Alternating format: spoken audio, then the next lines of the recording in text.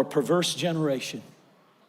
In other words, he was saying to his own disciples, because that's who asked him, number one, if you have unbelief, you have disconnected from God. You have disconnected from the Word.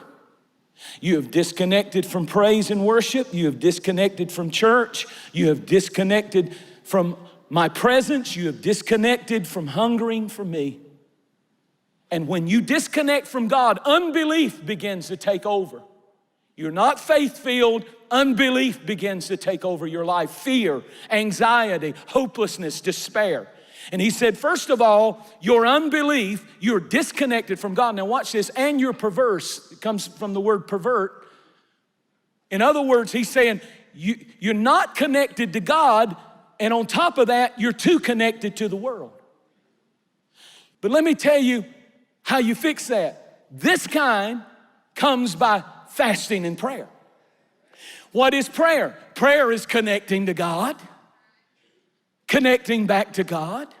Fasting is disconnecting from the world, disconnecting from the lust of the flesh, the lust of the eyes, the pride of life. I don't care who you are. I am your pastor. I am your preacher. I do this full time, and I constantly have to go back and align myself and say, God, help me, because I'm disconnecting from you and I'm connecting to the world. And that's why I love this season when we get real, when we get honest, when we get to this place where we feel like we're disconnected from God, we're too connected to the world.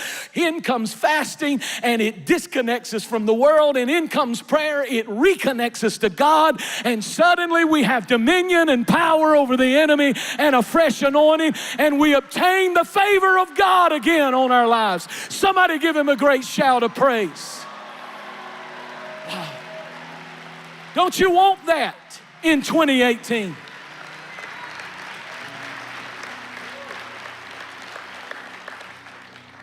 Say this, if I give up desirable food,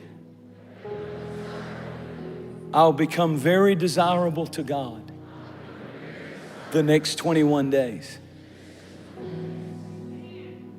That's not a boastful statement. That's not an arrogant statement. But the fact that God can say over me, and all he did was gave up meat and bread and sugar and ate vegetables. And God said, oh, Daniel, you are greatly desirable to me because you're doing something physical that brings spiritual release.